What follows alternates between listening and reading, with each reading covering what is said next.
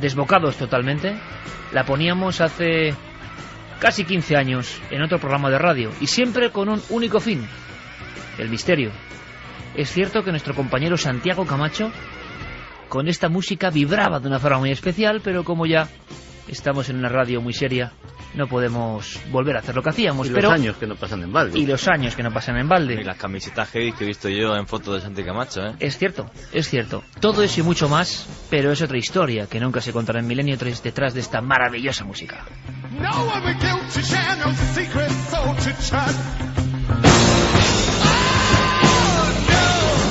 Y ahora seguimos, era un pequeño guiño, porque de verdad que está la cosa mal para la información, porque a raíz de una historia como esta, que nos puede parecer lejana, en Perú, se ocultan muchas cosas, tantas como qué información nos brindan los medios en muchas ocasiones, y nosotros somos medios, ¿eh? O sea que aquí para todos, pero cuando hay muertes de por medio, cuando han llegado los fiscales a la región y han encontrado, había imágenes que vais a ver mañana impresionantes en Cuarto Milenio, repito, muy duras, de algunas cabezas, una cabeza decapitada, por ejemplo, en la tierra, pero debajo aparecían huesos, y uno decía, esta víctima es muy reciente, no hace falta ser forense, tiene la carne todavía, y luego hay huesos, fémures, omóplatos, muy viejos. Tampoco nadie ha preguntado nada. Y los medios de comunicación mundial, yo lo siento, pero es así, repetían, había solo un caso, cuando era evidente por las imágenes que había huesos de muy diferentes personas, y hay que ocultarlo. Se gira todo hace unos días cuando el ministro del Perú de Interior dicen que allí está el caso, ahí están las botellas de grasa. Por un momento no es que dudemos, pero dijimos, si toda la prensa dice que no hay vampiros, enganchaban a sus víctimas, que habían inventado un sistema llamado wincha, nunca visto en la historia de la criminología, una especie de cajetín, como las pastas de un cuaderno, nos decía el comandante, del que salía un boomerang, un filo, y te decapitaba según ibas andando. Y luego la contratación o la llamada a las mamachas o mujeres plañideras que lloraban por el alma de ese decapitado, puesto boca abajo, sin cabeza, brazos ni piernas, solo el tronco, y durante 2 o 3 días aquello graseaba. Esa grasa tiene una salida. Hoy en Perú se escribía lo siguiente, fijaos qué titular, ¿eh? ¿Los medios de comunicación protegen el mercado negro de la grasa humana? ¿Por qué pretenden hacernos creer que es solo mito lo de los pistacos? O sea, que en unos días hemos pasado de que todo era una burda invención del gobierno peruano, que solo los idiotas, añado yo, como nosotros me imagino, pueden creer en que haya sacamantecas, y que qué burda tontería es esta. Y uno piensa, informes, policía, víctimas y detenidos. Los detenidos, al fiscal de Lima, han declarado lo que ya todos intuíamos: la grasa no era para crema, sino para ritos satánicos. Y la declaración del fiscal a Beatriz Jiménez, periodista compañera del Mundo en América, en Perú. Pero nadie pregunta nada. Nadie pregunta nada. El fiscal de la 57 Fiscalía Provincial Penal de Lima, Jorge Sanz Quiroz, dice que uno puede creer en pistacos o no, sacamantecas o no, pero ahí están los datos. Los litros de grasa humana, que eso se olvidó, dataciones o identidades de las personas que compraban, y la sensación de que en esa trama la brujería debe ser mundial. O sea, no solo era para hacer brujería en Perú. Esto ha ocurrido más veces, dice Santi Camacho. Nadie va a rectificar, y cuando uno busque, como se hace todo en día en el buscador, encontrará, por ejemplo, la historia de los sacamantecas de Perú es una patraña. Pero como titular, como si se hubiera descubierto eso. Uno ahonda en la noticia original, y es que eso es lo que ha dicho el director regional de turismo de la zona. Claro, ¿qué va a decir? Se les ha desplomado el turismo un 81%. Pero que nadie, con un caso criminológicamente el más espantoso, creo yo, de los últimos 50 o 100 años, comparable por el sadismo y lo ritual a la familia Manson, a Vlad Tepes, a Jack el Destripador, que ni un solo periodista acuda al comandante que lleva la investigación, que ni uno pida los análisis. ¿A qué estamos jugando? ¿Qué está pasando? Yo os lanzo la pregunta, amigos, y me gustaría tener vuestra respuesta. ¿Qué nos están contando? ¿Cuántas historias que no son pobre gente del Perú que han matado, mucho más graves, se está contando, yo que sé qué verdad? Yo decía en mi columna que al final la historia de los sacamantecas real de Perú, intuíamos y creíamos que era verdad, teníamos los datos, quedará pues eso, sí, para cuarto milenio, milenio 3. Solo con eso muchos bienpensantes, más o menos críticos o que creen saberlo todo, ya pueden decir en la sociedad que bueno, son historias de fantasmas. No, oiga. Aquí los fantasmas tienen nombre y apellido. Isabel Matos Aranda, la última víctima, y tantos otros, muertos. Y comunidades que quitan la grasa para la brujería que va a Europa. ¿Esto no es un tema impresionante? Bien, pues ¿por qué no interesa? Algún impacto parecido y menor solo me lo he tomado cuando en cuarto milenio hablamos del atentado al Corona de Aragón, que siempre había sido un hecho extraño en la transición, un incendio, casi, si no recuerdo mal, 80 o 90 muertos, un acontecimiento nunca bien esclarecido. El Heraldo de Aragón, un medio regional, no nacional, se encarga de una investigación increíble. Había trazas de napalm y cosas muy raras. Lo contamos en cuarto milenio y quizá por contarlo en cuarto milenio se puede esbozar una sonrisilla por parte de algunos, bueno. Pero ni un periodista preguntó. Nadie nos pidió informes. Nadie dijo una sola palabra. Cuando uno habla de un castillo con fantasmas, o yo qué sé, o de tantas y tantas cosas que entran en nuestro cajón desastre y nuestra concepción del periodismo, entonces sí que puede haber críticas, risitas, tonterías. Pero cuando hay un caso como este tan grave, el de Perú o el de Zaragoza, nadie pregunta nada. Santi, tú decías que es la vieja historia, yo creo que no es solo del periodismo español, sino el periodismo internacional. O es la falta de medios, o es la desidia, pero no se puede coger un teléfono, como hizo Carlos Largo, y llamar directamente a la Policía Científica de Perú para que nos cuenten qué hay de verdad. No, y además es que has citado los intereses económicos, los intereses turísticos, pero hay una cosa que termina contaminando todas estas cosas, que son los intereses políticos. Es decir, sin ser un experto en política interna peruana, leyendo pues un par de docenas de titulares y de las noticias que llevan escritas, uno termina sacando la conclusión de que allí ha sucedido con esto lo que ha sucedido aquí y en muchos otros países en esta época y en otras, con muchas circunstancias. Es decir, la oposición y los medios de comunicación adscritos a las posturas de la oposición del gobierno X, no estamos hablando de ninguno en concreto, ven algo que potencialmente se puede servir pues para hacer dimitir a un ministro del Interior, como es el caso, que está recibiendo ataques durísimos a raíz de esta historia, para minar la imagen de un gobierno, para etcétera, etcétera. Y la verdad al final es lo que menos importa. Es decir, tú estás encasillado en tu postura, cuentas lo que toca en el guión de la línea editorial de tu medio y básicamente pues por ahí avanzamos. En cuanto a lo del mito, pues mira, hay un caso que siempre me ha fascinado y que es muy claro en ese sentido, el famoso caso de Adolfo Jesús Constanzo y Sara Alderete, los narcosatánicos de Matamoros. Si Constanzo y Alderete no cometen el error en su día de cometer sus sacrificios humanos atroces con dos ciudadanos estadounidenses, a día de hoy estaríamos hablando del mito de los narcosatánicos, que por ahí por México se dice que los traficantes de droga sacrifican a gente, pero bueno, ¿quién se va a creer eso? Si, novelones, ¿no? Efectivamente.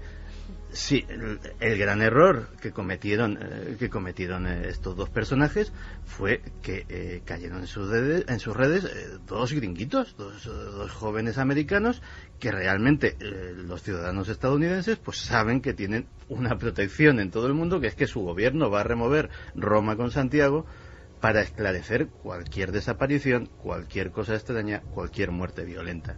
Y si no es por eso, insisto, a día de hoy sería la leyenda de los narcosatánicos, no la realidad de los narcosatánicos, ni la tremenda historia que incluso ha dado lugar a películas. Y de nuevo les pillan con las manos en la masa, porque encontraron en el caso de los narcosatánicos una gran olla que todavía contenía restos humanos, sangre, igual que en el caso de los pistacos, con esas 17 botellas, que no es ni una ni dos, son 17 botellas de grasa humana, analizadas, y que en un principio... Pero en un momento dado es como si no existiese la grasa humana. O sea, la hemos visto en todo el mundo, ya, pero no existe. Hay otra cosa que yo veo incluso peor, y es que parece que estamos hablando que el hecho solamente acontece y solamente toca a una pequeña zona de Perú, que por desgracia es un país en vías de desarrollo y está tan lejos, tal, completamente falso.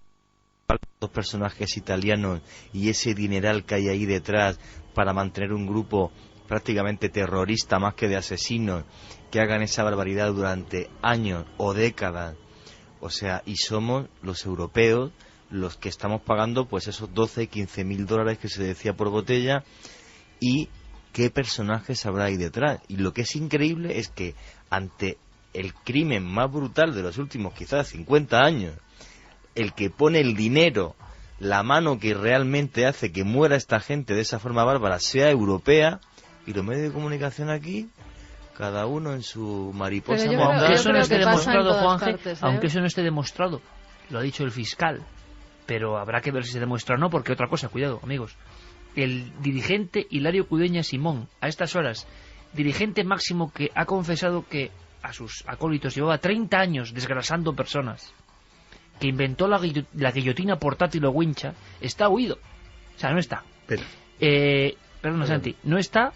Lo de los italianos se ha dicho, pero no podemos certificarlo. Cierto. Pero sea así o no sea así, no me digáis que no es una historia para que los periodistas investiguen. No, ¿Es cierto que puede ser así? Se dice que los nombres de los italianos están bajo secreto de sumario, ¿eh? Eso es lo que se publica, lo que ha dicho el fiscal Hollywood están haciendo en las una película horas. Pero hay una cosa, estamos centrándonos en Perú porque ha ocurrido en Perú, pero que pasa en todas partes. Que yo hace poco hablaba con un médico que conoce muchos casos, y en el centro de Madrid ha habido casos muy parecidos y no se ha dicho nada, no se ha dicho absolutamente nada. Aquí ha sido brutal, aquí en nuestra capital o en cualquier ciudad de España o de Europa puede pasar 1 o 2 casos. Aquí la forma brutal es los asesinatos que se cuenta que hay huesos y huesos debajo de esa cabeza que mostraron a los medios de comunicación.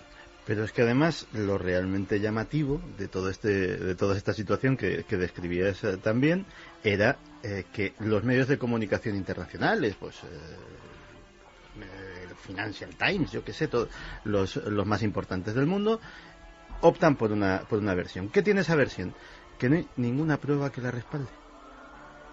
Tenemos 4 detenidos convictos y confesos, cadáveres, pruebas de cargo forenses irrefutables, análisis, declaraciones, la palabra, que digo yo que algo valdrá, de los servidores de la ley, respaldando una versión. Y tenemos una segunda versión en la que como mucho tenemos a 3, 4, 5, 6 articulistas de X medios de comunicación locales y 4, 5, 6 políticos locales de esa región que dicen, no, esto es una patraña. Y una bajada impresionante del turismo. Pruebas 0, y sin embargo optamos por esta versión. Es llamativo. Es tan llamativo como que algún día, no sé, contaremos cómo ha sido esta semana, porque yo, iba a decir que he aprendido más en esta semana de lo que es el periodismo hoy y el miedo que da algunas cosas que en 5 años de carrera.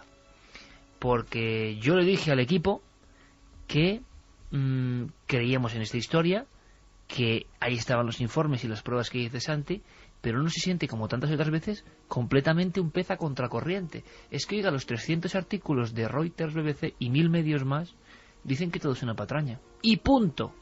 Y claro, yo con los análisis en la mano, claro, y con todo, y diciendo, bueno, pero ¿y cuánta gente que se ha sentido a contracorriente ha sido absorbida y al final nadie la escucha? Si no, búscalas dentro de años, pues se encontrarán con lo de que... Pero es que a lo mejor no habían accedido a esos informes. Pero yo Tú creo... lo podías ver porque habías hablado con el principal investigador, el principal policía, y tenías los informes en la mano. Pero en esta era de Internet, en la que tanta gente se llena la boca, y algunos con razón y otros no, que hay más libertad que nunca, hay más opciones que nunca, tampoco nadie en Internet, pero repito, excepto esta compañía del mundo, porque es la realidad y la verdad, que va y pregunta e indaga, no hay nadie tan individual en el propio Perú, tantos blogs, tanto periodismo auténtico en blogs, y no hay nadie que se aparte de la versión oficial de que es toda una broma, que me parece increíble, y que investigue simplemente diciendo, oiga, ¿podemos ver los análisis de la grasa humana? ¿Podemos saber si en esas fosas del río Llaga hay muchos crímenes de gente ejecutada con el mismo sistema de un ritual antiquísimo? ¿Podemos saber si esto viene de mucho antes, como parece? Y ahora nos enteramos que hace 20 años en Miraflores, Lima, también había otros casos de pistacos. Carmen encontró tratados antropológicos de esa figura. No, queda mejor reírse cuando está muriendo gente. Pero es que yo pienso una cosa que aquí está muy clara. O sea, la noticia se la cargan tan fácilmente, en un principio por intereses económicos, está claro, por el líder regional que lleva el turismo, porque dentro de la noticia, aunque el trasfondo sea criminológico y realmente brutal, aparece la palabra magia, aparece la palabra misterio, aparece la palabra antiguo, inca, o sea, todo eso, y es de, pues ya, esto es una mala tontería. Imagen. Claro, magia, no sé qué, no, narcotraficantes. Sí, esto se lo pasaba antes. ¿Cómo? Es imposible. Que no, que en todos los países lo hemos tenido. Revolverse ante lo ancestral porque era mala imagen. Sacamantecas, que es que tenemos informes de sacamantecas que fueron pillados, que fueron incluso el hombre del saco, que se ha visto siempre como un personaje con el que nos meten miedo de niños, y resulta que son personajes reales, que todavía mucha gente no sabe que esos personajes son reales y que los hemos tenido aquí. A mí algún crítico de televisión, no sé cuándo, se reía de cuando hice una presentación sobre el hombre del saco. Jaja, el hombre del saco. Y dices, ¿pero te crees que estoy hablando del hombre del saco en el que tú te imaginas? No, estoy hablando de informes criminológicos y del juzgado con nombres y apellidos de gente que transportaba el saco. Pero que es increíble, en fin. Así nos encontramos. Yo no sé qué opina la gente, Carmen. Antes de tomar un barco, bueno, tomarlo no porque es terrible su final, pero antes de saber la historia de un barco, el sirio, ¿qué dice la gente? Bueno, mira, te voy a decir una cosa. Ya nos habían llegado mensajes antes del programa diciendo que rectificáramos la información que habíamos emitido sobre los pistacos porque éramos unos mentirosos, porque se había demostrado que nosotros mentíamos. Bueno, pues ahí tienen la información. Nos dicen, soy Edu de Móstoles, gracias por contarnos la verdad y abrirnos los ojos, gracias de verdad, felicidades por el programa. Igual pasa aquí con la gripe A, hay más muertes de las que dice el gobierno, simplemente para no asustar a los turistas, es vergonzoso que el gobierno no se moje. Luis Díaz desde Palencia dice, hola milenarios, este tema es impresionante y espeluznante a la vez. Es una pena que haya tantos intereses detrás de esta historia y que no se cuente la verdad, aunque a veces es mejor no saberla. Aunque ha pasado este con tema todos los gobiernos. Muy desagradable. Hay que decirlo, todos los gobiernos han manejado grandes epidemias o informaciones sin la claridad que a veces se exige. En fin, tendremos Pero derecho vamos a ello, ver, si no nos hablan claramente de los ovnis, que son objetos volantes no identificados, ¿qué van a decir de algo que es tangible, que estamos viendo y que está en los hospitales? Ahora entenderás, Iker, historias que te he contado en tiempos, como por ejemplo la de un hombre con el que tuve el honor de intercambiar unos cuantos emails en su día, que es el periodista Gary Webb. Gary Webb descubre en su día que la CIA está detrás del tráfico de crack en Los Ángeles. Así, irrefutable.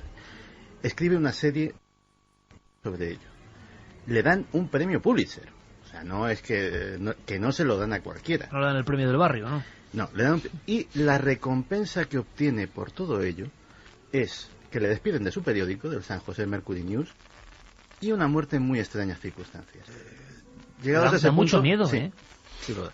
De todas formas, pienso que estamos dentro de una corriente de idiotización de la sociedad provocada por los medios y por la sociedad en sí, porque por ejemplo esta semana ha sido el aniversario de una de las cosas más terribles que han sucedido también en las últimas décadas, que fue Bhopal, la catástrofe de Bhopal. Esta semana ha sido, no recuerdo exactamente... 25 años, sí. Pero algunos medios se han hablado, años, pero muy poquito. Pero es que, Iker, o sea, lo que queda en Bhopal, miles de personas, Chernobyl. O sea, efectivamente, miles de personas afectadas por aquella multinacional norteamericana que tenía allí una fábrica de pesticidas, que están muriendo de cáncer, niños, y nadie hace nada. Y pasan la noticia del 25 aniversario de lo de Bhopal como el que oye llover y nadie hace nada, ni pasa nada, que se mueran ahí en la India. Investiga nada. Y si se mueren 1000 más al año, pues 1000 más al año. ¿Qué más da? Yo sí tengo que decir a las 3:27 y seguimos oyendo que hay una cosa que es cierta, y es que en esta casa en concreto, en la cadena SER, donde por fortuna estamos, y desde donde nos escucháis, jamás han puesto cortapisa en ninguna investigación. Y eso es verdad, que eso después de 9 años, hay que decirlo, sí. Y la libertad que hemos contado por parte de los directores de la cadena SER, a mí esta me sorprende, porque, en fin, siempre nos han dejado ser absolutamente libres, y uno se da cuenta que eso sí que es un milagro en los días que corren. Javier Pérez nos dice, a los que ahora estamos estudiando periodismo nos dicen algo que me parece muy cierto. La sobreinformación es también una forma de desinformación. Sí, señor, qué buen mensaje que bien contado, ¿eh? Sobreinformación en el sentido de que hay tanto que ya nadie sabe que es verdad y que es mentira, que eso lo llevamos advirtiendo hace mucho tiempo. Víctor Minaya decía, suponen que los pistacos utilizan la grasa para refinar ingredientes de brujería y como un potente combustible. Ana de Mallorca, como decía Expediente X, la verdad está ahí fuera, y yo digo, y hay alguien que la esconde. No solo en noticias y en el campo de la investigación científica, se eliminan los pacientes indeseables, se publican los estudios cuyos resultados no interesan. Me imagino que en todos los campos se oculta información. La gente solo le interesa lo que dice personajes del corazón, nos dicen, así que son muy vehementes ellos. Que si dijeran esos la noticia, pues que entonces harían caso. También nos dicen, buenas noches familia milenaria, me parece indignante que los gobiernos jueguen con vidas humanas con fines económicos y turísticos con total libertad. Vamos a embarcarnos, vamos a marcharnos hacia un viaje que se llenó de bruma y de misterio. Una historia que rescata de ese archivo de lo olvidado nuestro compañero Carlos Largo. Mucha atención.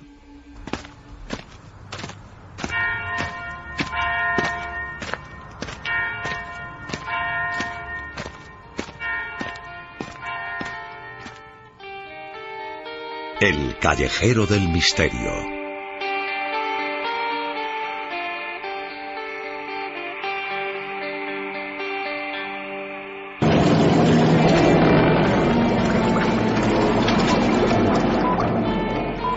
Desde hace siglos España ha sido protagonista de innumerables tragedias marinas que se han cobrado la vida de cientos y miles de personas.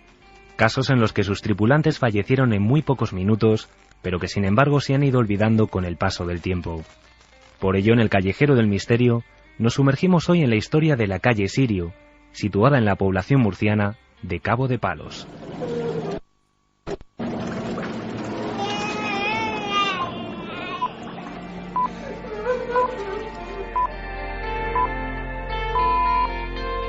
Llantos como estos se pudieron escuchar la fatídica tarde del mes de agosto de 1906, frente a las costas del pueblo marítimo de Cabo de Palos. El gran transatlántico sirio que realizaba la ruta entre la ciudad italiana de Génova y la argentina de Buenos Aires encallaba en el Bajo de las Hormigas, una gran formación rocosa contra la que el barco había colisionado, desencadenando su inmediato hundimiento. Así nos lo contaba el historiador y arqueólogo Luis Miguel Pérez Adán. Era un barco que regularmente hacía ese trayecto y recogía pasajeros en distintas escalas de España y luego pues llegaba ya a Brasil y de allí pues recalaba en su destino final. Bueno, o sea, era un barco que hacía, antes de hundirse, llegó a realizar hasta 135 viajes. Y el barco, pues increíblemente se acercó peligrosamente a las costas de Cabo de Palos, en un lugar que es conocido como el Bajo de Fuera. Era una roca que era conocida en las cartas náuticas, pero que en ese momento el que mandaba el sirio pues no supo apreciar el peligro que corría el barco y a una velocidad de 15 nudos pues se estalló o se llegó a colisionar con esa roca y se abrió por dentro, produciéndose pues el embarrancamiento del barco. Tras el impacto, el pánico se fue apoderando poco a poco de los pasajeros del Sirio. Se cuenta que hubo gritos de desesperación y que incluso se llegaron a utilizar armas de fuego. Una triste tragedia con casi unos 400 fallecidos que se podría haber evitado con la correcta actitud del capitán del barco y de todos sus oficiales. Hay que tener en cuenta también en las condiciones en las que iba el barco. El barco llevaba su primera clase, su segunda clase y luego llevaba un número indeterminado de personas que de una manera no legal viajaban en el barco para su transporte hacia su nueva vida en América. Entonces, toda esa gente que se encontraba en ese momento en las bodegas creyó que el barco se iba a hundir de una manera inmediata y cundió el pánico, y unido a la falta de la autoridad del capitán Giuseppe Piccone, pues y de su oficialidad, que se encargaron más en salvar su propia vida, abandonando ellos los primeros el barco y dejando desamparada a todas esas cientos de personas que estaban, pues se provocó eso que acabo de decir, el pánico, el arrebato.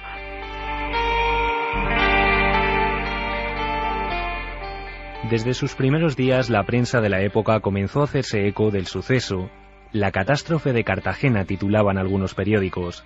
Y es que, sin duda alguna, la tragedia del Sirio ha seguido teniendo una enorme repercusión posterior, sobre todo por sus curiosas casualidades con la tragedia del Titanic. Hay que tener en cuenta que hay muchas similitudes, salvando las distancias, que nos encontramos en verano y en el Mediterráneo, pero sí es curioso comprobar cómo, por ejemplo, el capitán estaba realizando su última travesía porque estaba muy pronto a jubilarse. Hay un misterio también que ocurre con la caja fuerte. Era un barco correo, había muchas personas que llevaban toda su fortuna hacia América y esas joyas, ese dinero se depositaba en la caja. La caja fue rescatada después de varios días del naufragio y estaba totalmente cerrada, sin haber sido forzada, pero en su interior no había nada, ¿no? Que la historia de este naufragio es la historia también de un saqueo, de un robo continuado a lo largo de varios días, incluso en el propio momento de producirse la tragedia. Y el hecho de colisionar contra un objeto en la mar, en el caso del Titanic fue un iceberg, pero aquí fue una inmensa mole de roca, pues hace que muchas personas a lo largo de los años hayan identificado la tragedia del Sirio como el Titanic del Mediterráneo. Pero no acaban aquí las dudas sobre el Sirio.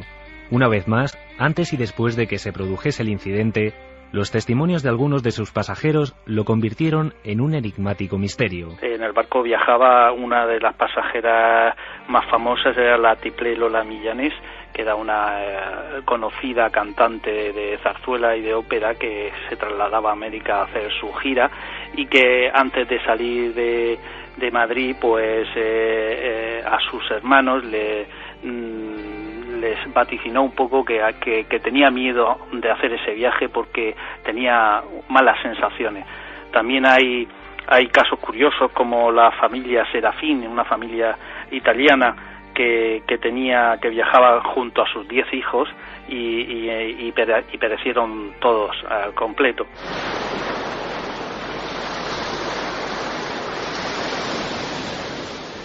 Han pasado ya más de 100 años desde que se produjese una de las mayores tragedias marítimas de nuestro país, y gracias a las crónicas del momento, investigadores como Luis Miguel Pérez Adán pueden relatarnos lo sucedido, el posible origen del hundimiento y, cómo no, también la valentía de algunos héroes que contribuyeron a paliar los daños del accidente. Y un dato curioso es que muchos de los supervivientes al naufragar incluso llegaron a las costas a nado y no quisieron en ningún modo identificarse como pasajeros de ese barco, porque en muchos casos eran personas que tenían que haberse presentado para cumplir el servicio militar y se habían embarcado precisamente para no hacerlo. Entonces su condición no era la más adecuada como para poder luego presentarse. Pero más o menos las cifras de los 892 pasajeros que se pueden contabilizar, pues supervivientes hubieron unos 500 y fallecidos cerca de la cifra de 400 personas. Hay que tener en cuenta que esas 400 personas fueron salvadas por la actuación de una sola persona, la de un capitán de un pilot llamado Vicente Buigues, que con una acción totalmente heroica consiguió hacer el mayor rescate de náufragos por parte de un civil.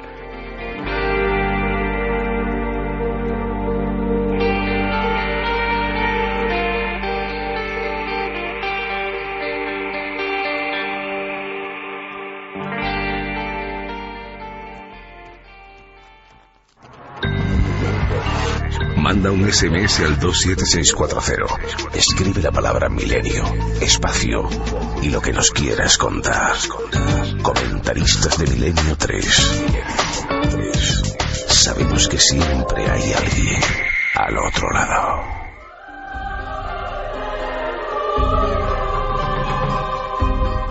Nomenclator. Un viaje por la España mágica. Bueno, pues estamos seguros, después de este viaje, estamos seguros de que pueblo y sus historias le hubieran gustado mucho a nuestro amigo Jacinto Molina, que si decimos eso, pues casi nadie sabe de quién estamos hablando. Paul Naschy, evidentemente, que nos dejaba hace unos días. De alguna forma nosotros quisimos y estuvimos presentes en ese último momento, acompañando al buen actor Paul Naschy, que dedicó su vida al terror sin ningún tipo de complejos y que era una autoridad mundial reconocida, sobre todo fuera de España. En fin, suele suceder. Amigo Paul, seguro que está muy cerca de la luna llena, pues un abrazo para ti. Es más, había luna llena cuando falleció. ¿Ah, sí? No podía ser de otra forma. No podía ser de otra forma. Paul estuvo muchas veces en Milenio 3 y en Cuarto Milenio. Y en fin, le recordamos con muchísimo cariño como un auténtico pionero, Valdemar Daninsky, al que le dio vida tantas veces, ¿no? Mira, él le hubiera gustado este pueblo que sé que os va a gustar a vosotros. Sabéis que buscamos rápidamente puntos del mapa con nombres increíbles. La Aparecida... Bueno, en fin, mil sitios. ¿Sabéis a dónde nos vamos, Juanje? No. En Asturias, que tú conoces muy bien Asturias, sí, porque investigas mucho por esa zona, hay un sitio que se llama La Degollada. Dios santo. La Degollada. ¿Qué puede tener una pequeña aldea de 5 casas apenas en la verde Asturias para que le pongan ese nombre? La Degollada. ¿Qué historia hay ahí? Hemos buscado. Esther García, una escritora de la zona, que además nació al lado de La Degollada, nos cuenta el porqué. El origen del pueblo dice que en La Degollada, en un campo que hay allí que se llama el Campo de la Cruz, pues que allí degollaron a los mouros. Mouros, que decimos mouros en la lengua asturiana, y que realmente no creo que se refiera a los moros que estuvieron aquí hace unos cuantos siglos, ¿no? Sino que se refiere pues más bien pues a un sitio. La palabra mouros siempre aparece junto a lugares donde hay agua, donde hay pues fuentes, lagos. Allí en La Degollada hay también una fonte que se llama Fonte Los Mouros en la sierra, y hay cerca de otra fonte que se llama Fonte Fría, que también allí pues hay una leyenda, y otra de la Fonte El Regueiro, que también hay una leyenda de mouros allí. Un lugar muy pequeño, con apenas vecinos, muy poquitos, y un montón de leyendas. ¿Por qué se concentran en estos lugares de nombre tan singular? Hombre, hay elementos del misterio que nunca pueden faltar. Es un pueblo muy pequeño, es una aldea de 5 casas, sin embargo es un lugar mítico, porque para ser tan pequeño tiene unas cuantas leyendas. Allí hay una fuente que se llama la Fuente El Regueiro, donde pues reside una encanta. Dicen que mora ahí una encanta. Una encanta es como si fuese una xana, como si fuese pues una ninfa, digamos en castellano, ¿no? Yo creo que es un lugar propio para encantamientos, porque esa fuente tiene muchos senderos que se cuelan allí por el monte. Y luego hay un furacón, que lo llamamos así en asturiano, que es como si fuese un túnel por debajo de la tierra, que no se sabe muy bien dónde termina. Atraviesa una finca por debajo del monte y de un prado que lleva este mismo nombre, se llama el Prado del Furacón. Entonces dice la leyenda que hay allí un tesoro escondido. Tesoro escondido, elemento básico. Primero, lo de los moros, el recuerdo atávico de batallas y de sangres, y un tesoro. En este caso, el tesoro de la pequeña aldea de La Degollada tiene un detalle curiosísimo. La iconografía y las guías, o lo que se ha transmitido de generación en generación, de cómo hay que buscar ese tesoro, que no es de cualquier forma. Parece ser que ese tesoro pues son unos bueyes de oro, que decía la gente, dice la leyenda, que hay que arar el terreno del furacón con unos bueyes gemelos para poder encontrarlo. Pero bueno, nunca se supo que nadie lo haya encontrado, ni que nadie haya seguido pues lo que dice la leyenda. Sí que hubo intentó entrar en ese túnel, en ese furacón, lo que llamamos aquí chalgueiros, o hay algueros que buscan los tesoros por distintos sitios, ¿no? Pues aquí dicen que ese tesoro, los bueyes de oro, que también los escondieron los mouros. En fin, parece que culpables de muchas leyendas que siguen repartiéndose por España. Pero hay una cosa más.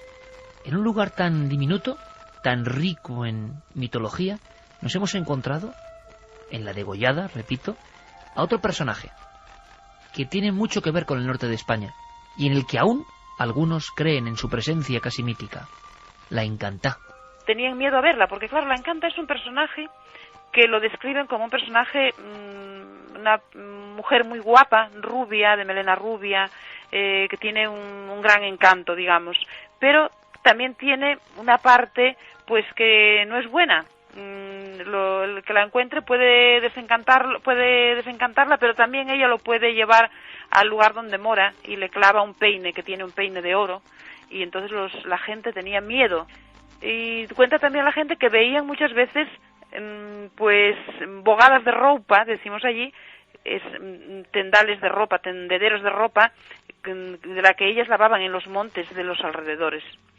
Entonces la gente del lugar pues cree en las encantas, eso, como mujeres hermosas, pero sin embargo también que, bueno, pues que tienen un punto de maldad. En fin, Juanje, que menos mal que en la España auténtica nos siguen quedando leyendas, historias, a las que si no fuera por gente como Esther García y otros cronistas que vamos investigando, nos van enseñando sus historias, esto se pierde sin remisión. Pues la verdad que sí, es una pena, ¿eh? Y además, ahora que has hablado de Asturias, desde aquí le mando un abrazo muy fuerte a Alberto Várez Peña, que posiblemente es la persona, posiblemente no, es la persona que más libros ha publicado y más ha recopilado sobre lo que es la Asturias mágica de leyenda, que es la verdad que es una provincia y una región de España a la que yo adoro. Oye, Carmen, una cosa importante. Esto te interesa, Santi. Se acabo de decir, claro, uno ya no sabe lo que es, lo que no es, pero que pasa algo con el manuscrito Voynich, ese manuscrito con plantas y elementos tan raros, y que siempre se ha hablado de un códice antiguo dentro de él. Pues el titular dice el manuscrito Voynich posiblemente decodificado. Yo creo que es mucho decir para luego lo que está dentro de la noticia. Ese manuscrito al que hacía referencia Iker, que tiene esos símbolos extraños, esos dibujos. Y plantas que no existen, por ejemplo. Bueno, pues llamado así por el coleccionista Wilfred Voynich, es el que lo muestra el primero en 1912. Es un código que por el momento dicen que nadie ha podido descifrar. Y eso que en tiempos de la Segunda Guerra Mundial utilizaron a muchos criptógrafos para intentar dar una solución a ese libro. Nada de nada. Pero nada. También las supercomputadoras se han puesto a analizarlo y de nuevo nada. Se decía que este libro podía ser que había sido escrito o por Roger Bacon o por John Dee, o incluso que era el Necronomicon del que hablaba Lovecraft. Bueno, ya una mezcolanza, vamos, en fin. También no sé qué falta, se decía que había una sido copia en negativo de la Sábana Santa o algo bueno, así. Sí, o el Don Balón de hace 2 siglos también. Que había sido un fraude hecho por el mismo Voynich, con el que se había reído de todo el mundo. Pues bueno, ahora Edith Sherwood, una académica experta en el trabajo de Leonardo da Vinci, lleva 10 años estudiando el manuscrito Voynich y dice que cree haberlo decodificado. ¿Y qué dice esta buena señora? Pues dice que no hay que descifrarlo como un texto en inglés, sino que habría que descifrarlo como un texto en bable, escrito en italiano, pero un italiano medieval similar al toscano, y que las palabras no son... En fin, un lío, déjalo. Bueno, sí. Porque, en fin, espera, que las palabras son anagramas. Es que ya. es tela, para descifrar también la noticia, tela marinera. O sea, la señora se ha vuelto tarumba. Y que se puede llegar a una interpretación bastante razonable del contenido del manuscrito, que puede ser una suerte de atlas de biología. A esa conclusión ha llegado. Pues que listo, la misma que han dicho mucha gente claro, al ver las plantas, ¿no? Claro, al ver las plantas que aparecen. Pues ha dicho eso y que está en italiano. Hombre, en vez de en inglés. Pero no se olvide una cosa, si alguien busca manuscrito a Voynich, decodificado, ¿eh? Y se quedará así para el resto del mundo. Te digo una cosa. Como titular, la Sábana Santa me pego falsa. 10 años investigando un libro y lo decodifico ya, aunque sea de alcoholismo o de depresión. No sé hablando de Sábana Santa, ya hay un follón tremendo. A ver qué opinéis. Vamos rápidamente con Nacho Ares, y es que la noticia principal de la historia es la polémica sobre las letras en la Sábana Santa. Ya hay gente a favor y en contra de este último libro que habla de letras. Lo escuchamos y volvemos.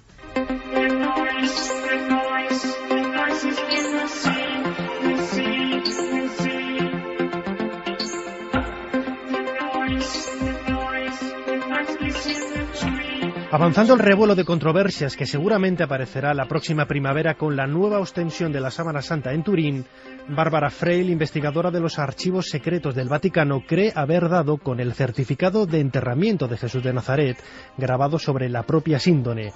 Escuchamos a Jorge Manuel Rodríguez Almenar, presidente del Centro Español de Sindonología. Bueno, lo primero que hay que decir es que la doctora Bárbara Freil tiene un currículum interesante, porque es una persona que ha estado estudiando directamente en los archivos del Archivo Privado Vaticano. Ahora bien, lo que pasa es que ha publicado últimamente un libro que se dirige directamente a hablar de la Sábana Santa, Y entonces dice una cosa que no es nuevo, es decir, esto, la primera vez que se mencionó que había unas letras en la síndone, pues fue en 1978 por el profesor Piero Ugolotti. Y después de esto, pues se ha presentado en varios congresos varias confirmaciones al respecto. Pero que yo sepa no añade nada nuevo, simplemente recoge una investigación anterior y las confirmaciones que en distintos congresos se han dado.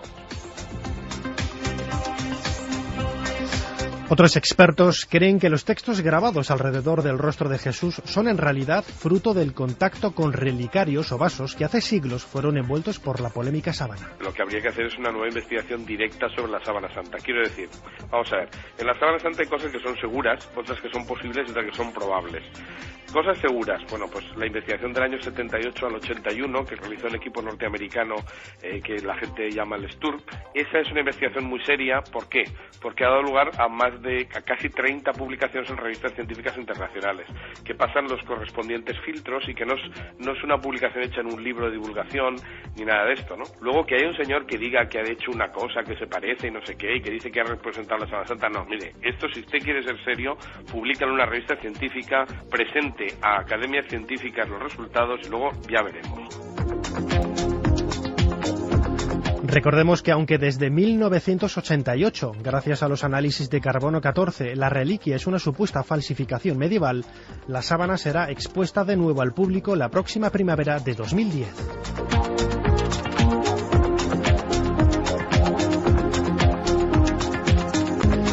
El celo de los egipcios por recuperar su patrimonio ha llegado a extremos insospechados. La retención en la aduana de Miami de un sarcófago de la dinastía 21 ha levantado la polémica sobre las leyes y el valor que se quiere dar a estas piezas.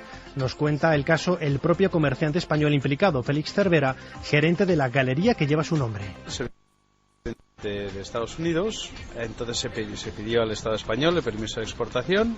La pieza, como estaba bien documentada, pues salió perfectamente con todos los papeles necesarios para la exportación, y en Miami pues quizá por poca experiencia en cuanto a recepción de piezas similares, ellos lo que hicieron es remitirlo al gobierno egipcio, y el gobierno egipcio pues tenía todo el tema publicidad le encanta, atribuyó el sarcófago a un personaje que no es cierto, según los estudios posteriores que se han hecho, pero era una forma de publicitarlo y de manera de resaltar pues el trabajo que está haciendo todo el gobierno egipcio en la recuperación de estas piezas.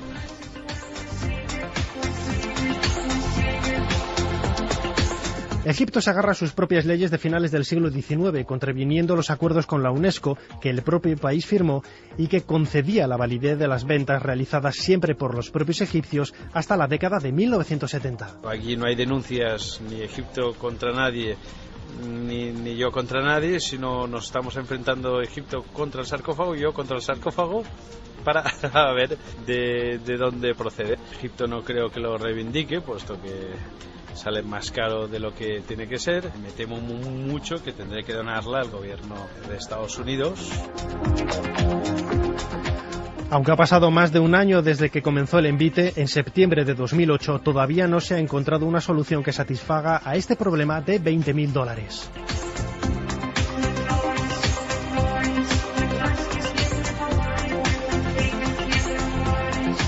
Al igual que otras culturas del mundo antiguo, los griegos orientaron sus templos al sol. Así lo cree Alun Salt de la Universidad de Leicester, quien después de estudiar la orientación de los templos griegos en Sicilia, de los 41 monumentos estudiados, 40 estaban alineados con el sol. Como parece lógico, no es un hecho casual. Esta teoría va en contra de la idea tradicional que hasta entonces se tenía de los templos helenos.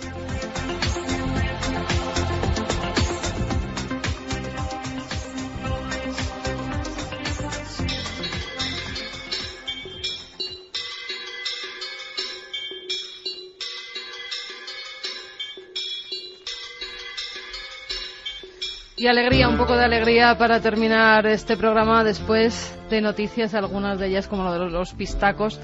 Quiero acabar con una noticia. Londres, que ya no tiene pasta, que ha cerrado el departamento que investigaba los fenómenos OVNI. Pues fíjate si tienen que cerrar cosas, ¿eh? Sí, solo decía que en los últimos meses solo había 135 casos. ¿Que para eso van a estar pagando 60.000 euros? Pues que no. que se lo gasten en, no sé, el servicio de limusinas del subintendente del alcalde, que estará mejor gastado. Les daba para cuadernos y rotuladores carioca, para hacer los propios. Pues mira, que han chapado, que ya no se estudian los ovnis en Inglaterra, así que si los ingleses ven algo, que nos escriban, que lo investigaremos. Vamos con algunos de los mensajes que nos llegaban para terminar, Iker. Nos decían: política, turismo, intereses, la falsa libertad de la que creemos gozar, todo es un engaño. Gracias por dar nombre a lo que la mayoría llama verdad. Yo iba alucinado con esto que estaba pasando en Perú y la contrainformación, y me decía Santi simplemente con una cara de tremenda resignación. Pero me impresiona, estábamos todo el equipo comiendo el miércoles, yo todo emocionado contándoles que es verdad, pero todos dicen que es mentira. Y me dice Santi simplemente: bienvenido a mi mundo. Nos dice también: ¿de qué os extrañáis? ¿No habéis visto lo que ha pasado con el padre al que han acusado de violación y la prensa lo ha linchado públicamente? Pues sí, metedura de pata médica. Una pedanía en Murcia se llamó Llano de Brujas, no sé muy bien por el porqué de su nombre, pero me ha entrado la curiosidad. Un saludo desde Murcia, nos decía Raúl. También Carmen decía que nuestro homenaje a Paul, allá donde te encuentres, seguirás en nuestros corazones y asustando a nuevas generaciones. ¿De verdad hay que matar para obtener grasa humana cuando la gente paga cientos de euros por liposucciones? ¿Qué hacen con toda esa grasa? Nos lo preguntaba Patricia desde Málaga. Ya lo contó el doctor Cabrera. Una cosa es poner bajo los cirios de iglesia un cadáver y extraer el ácido graso, que las células grasas que se quiten en la liposucción. No tiene nada que ver una cosa con la otra, aunque todo el mundo ha repetido lo contrario. Vanessa nos dice: todo mito tiene siempre una base real. La manipulación de la información es un hecho. Solo nos llega la información que se quiere que nos llegue y eso no es nuevo. También desde Miranda de Ebro, Sergio decía que es increíble lo fácil que es manipular la información. Gracias por seguir haciendo este verdadero periodismo de investigación. Bueno, y con nuestros errores, que nos equivocamos muchas veces también, como todo el mundo, ¿no, Santi? No vamos a ir aquí nosotros de héroes. Somos y los humanos, demás, claro, son lo que sí nos pues claro, como pasa, todos hemos metido la gamba. Claro, pero ¿qué ocurre? Que nosotros nos sorprendemos cuando vemos que la actitud, más que los datos concretos, la actitud, ¿no? Es que una cosa es equivocarse y otra mentir. El matiz es importante, Sí, sobre siempre todo, ahí poniendo pero cuando uno se equivoca no te importa rectificar y decir: oye, metí la pata, ya está. Está lapidario, Santi, últimamente, un poco a lo Einstein, Cada frase que dices que no puedes añadir nada más. Hola, en un reportaje de terremotos de México vi que bajo las toneladas de escombros de un hospital y tras 3 días 2 recién nacidos estaban vivos. Los demás pacientes habían muerto. Nos contaban historias apasionantes. Uno de ellos, por ejemplo, nos decía: hola amigos de Milenio, yo tuve una experiencia hace 11 años que volví a nacer sencillamente. A eso de las 15:30 horas me dirigía yo con mi Renault 9 camino de Barcelona y en un punto de Castellón me quedé dormido al volante. Os lo juro que escuché la voz de mi abuela, que para mí era mi madre, mi amiga, mi hermana, que me dijo: Jordi, despierta. En ese momento desperté, en el momento justo en el que venía de frente un camión de gran tonelaje. Giré el volante y milagrosamente me quedé en sentido contrario al que viajaba. Eso sí, me quedé blanco como la leche, pero estaba claro que no era mi hora de partir. Gracias a mi abuela. Soy Jordi, desde Valencia. Y el último de los mensajes nos decía: una vez comiendo en un jardín de casa de mi hermana, otra hermana suya de 3 años cayó a la piscina de casa. No la vimos y la sacó una mujer que no conocíamos y que no vimos ni entrar ni salir. En fin, la sensación, Juanje, Santi y Carmen, de que todos hemos nacido una segunda vez, seguro, y que solamente por eso, sea cual sea el fenómeno, hay que dar gracias, ¿no? Y reconocer y darse cuenta de la maravilla que es seguir adelante cuando nos han dado esa oportunidad. ¿Qué pensáis? Hombre, yo pienso que es fundamental el poder y saber revivir de vez en cuando, y no solo eso, sino dar gracias a lo que haya por encima de nosotros, que no sé qué es, pero el dar gracias y decir: si revivo o sobrevivo, o si no me mata aquel día, que sea por algo. Si no me mata aquel día, que sea por algo, que sea para hacer algo digno e incondicional. Así me gusta, Juanje. Santi, ese sentido de agradecimiento que mucha gente puede estar sintiendo en esto que estamos diciendo, creo que siempre es positivo. Pues sí, la verdad. Y sobre todo toda esta historia nos lleva a una cosa que he dicho muchas veces en este micrófono, que igual que antes decía que a lo mejor en cada vida es cierto que hay un milagro, desde luego en cada vida hay un misterio. En cada vida hay un momento en el que nos enfrentamos a algo que no puede ser explicado con la simple racionalidad. En momentos muy tontos, en momentos muy cotidianos muchas veces, y a veces, como hemos visto esta noche, también en momentos muy trascendentes. Noel Calero, muchísimas gracias, compañero. Gracias, Carlos Dargo. Gracias a nuestro compañero Fermín, por supuesto.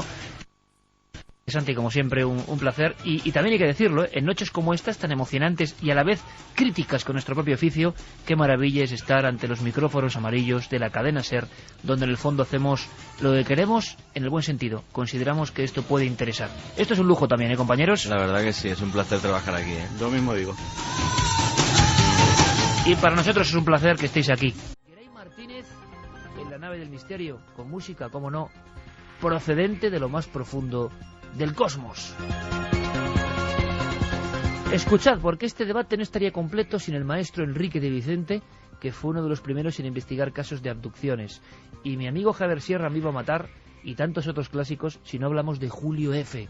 Julio F. fue el abducido más importante, aunque siempre se mantuvo con ese anonimato, por una experiencia terrible que recogió el investigador Antonio Rivera y otros, las primeras hipnosis, una historia que se llamó la del cazador cazado. Santiago Camacho ya está preparando cosas sobre, no sé si una hermandad, una curiosa sociedad secreta, un poder en la sombra, tiene algo que ver con la política, los desayunos, la Biblia, la religión, algo que ha pasado hace muy poco. Pero escuchad, Enrique, esta es la historia que no podía faltar como colofón. Carmen ha leído un par de píldoras de ese catálogo donde hay casos de abducidos españoles. La historia de Julio F. empezaba, es de película, empezaba, como estarán muchos oyentes ahora mismo, en un vehículo, en mitad de una carretera y por la noche. Pero algo le hizo cambiar la ruta y su historia se convirtió en la de El cazador cazado. Iba a cazar una mañana, se había levantado a las 4 de la mañana e iba, como era habitual en él, a cazar a la provincia de Ávila. De repente lo que él recuerda bajo hipnosis es que hay como una luz que procede de un objeto en el cielo que vuelve traslúcido su coche. Un detalle muy interesante porque él ignoraba que en otros casos que nunca habían sido publicados en castellano los testigos habían experimentado lo mismo, y en ese momento su voluntad se siente alterada. Él siente el impulso de tomar el camino de retorno en esa carretera de Extremadura, pasar otra vez por el centro de Madrid y tomar la carretera que va hacia Barcelona, a la altura de Medinaceli, y finalmente él va aparentemente a cazar a una zona cercana a Medinaceli y allí su coche se queda paralizado, sufre lo que se llama el efecto electromagnético de paralización del motor, sale al exterior y de repente ve a unos seres altos, delgados, con apariencia humana, que le conducen al interior de un ovni. La descripción de todo lo que ocurre, el ascenso, el ovni, todo lo que le ocurre en el interior es extremadamente compleja. Podríamos estar hablando ahora sobre el caso. Lo interesante es que no solo es sometido a un interrogatorio, a una serie de análisis, sino que aparentemente el ovni despega y él ve la Tierra desde el espacio. Julio Fernández, se presentó en 1979 en un congreso de ufología, casi dentro de una cabina, porque no quería ser conocido. Esta es una historia curiosa, porque no había ningún tipo de ambición mediática. Su caso era increíble, y la comisión de investigación que se generó en aquellos finales de los 70 para investigar la abducción de Julio F. es algo que jamás ha vuelto a ocurrir. Un grupo multidisciplinar. En él estaba, y con la hipnosis por medio, Enrique de Vicente. El caso de Julio F. fue realmente complejo, en todos los sentidos, porque a raíz de toda una serie de sesiones de hipnosis fuimos extrayendo una serie de información fascinante. De entrada, lo importante en este caso es que el equipo estaba constituido, entre otros investigadores, por el doctor Durán, que era el presidente de la Sociedad de Sofrología Médica de Madrid, que era un escéptico que sin embargo se convenció en el momento en que le hizo las sesiones de regresión hipnótica, dijo que la explicación más sencilla es que este hombre realmente había sido secuestrado por extraterrestres y había salido al espacio. Acontecimientos posteriores que ocurrieron durante la investigación le llevaron a volverse escéptico, pero en ese momento esa fue su opinión. Otro miembro que nunca se volvió escéptico fue el doctor François Luans de la Agencia Espacial Europea, y hubo otros muchos investigadores, incluidos médicos, psicólogos. Lo importante es que a medida que se fue desarrollando la investigación, llegamos a contar a través de la Agencia Espacial Europea con la colaboración de un astronauta que había visto la Tierra desde el espacio para comparar su experiencia con la que decía haber tenido Julio F. y también con un astrónomo de la NASA. El problema es que, como en tantos otros casos, la investigación se truncó por causas humanas. Y añadiría yo lo que dice el maestro Enrique de Vicente, que muchas veces estos abducidos, sea lo que han vivido, tienen un final extraño, un final a veces violento, un final de muerte. Y es la muerte de Julio F., la que trunca cualquier posibilidad de llegar más allá en la historia de aquel cazador cazado. No sé por qué a mí este caso siempre me dio mucho miedo, de pequeño cuando lo leía.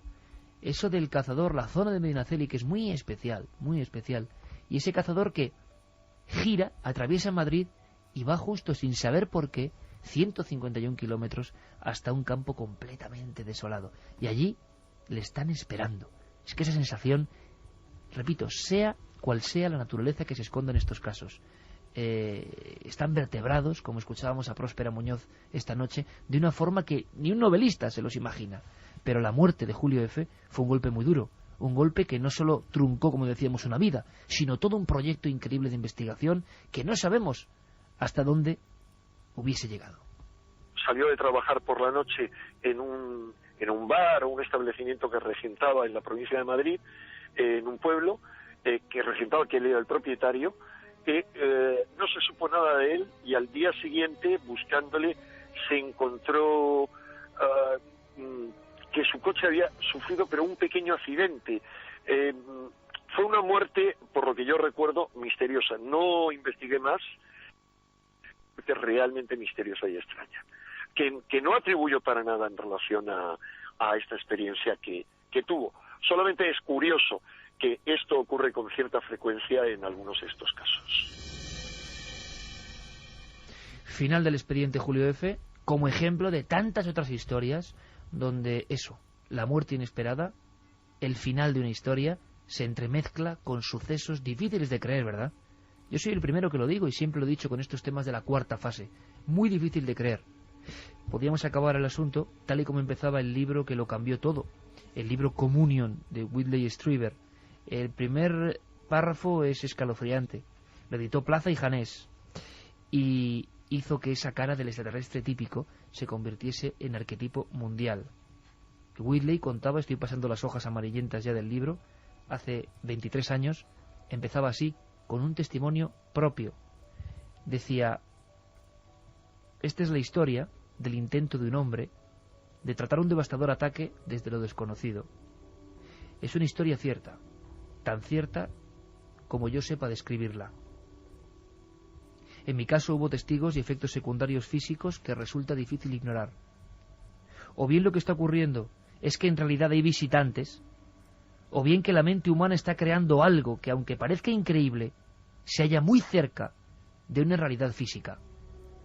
Nadie podía resumir mejor la tremenda dualidad de la cuarta fase. O algo ahí fuera, o algo aquí dentro.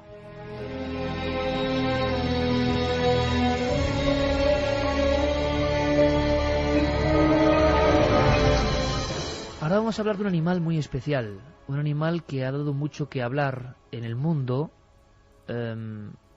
Siempre se le ha relacionado, me decía hace poco el amigo Fernando Sánchez Dragó, con el mundo del ocultismo, con las presencias, con la brujería. Es, Yeray, este animal, ¿verdad?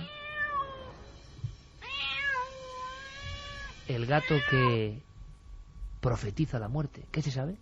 ¿Últimos datos? Pues mira, hay dos noticias de gatos, sí, que es uno el que profetiza la muerte y otro bastante extraño. Uno se ha encontrado en Arizona. Tenemos incluso las fotografías donde se puede ver los restos de lo que parece ser un gato común, con algunas anomalías, porque tiene unos colmillos muy desarrollados, el cuello un poquito más largo de lo normal, las patas son las normales de un gato común, pero las pezuñas son bastante más grandes. Además parece, el cadáver está muy descompuesto, pero parece que tuviera alas en su espalda o algo que se podía parecer. Los veterinarios que lo han visto todavía no saben de qué se trata. Incluso en un principio se dijo que podía ser esa mítica figura que todos relacionan con el chupacabras.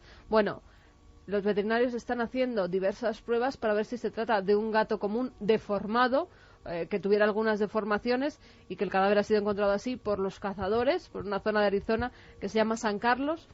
Pero por el momento lo que sí que tenemos son las muestras y las fotografías. Si hay más noticias las daremos. Y viene ahora la historia de un gato muy poco común, un gato que se llama Oscar. Nos tenemos que ir hasta Estados Unidos, a una residencia de anciano donde vive este gato. A ver, Oscar.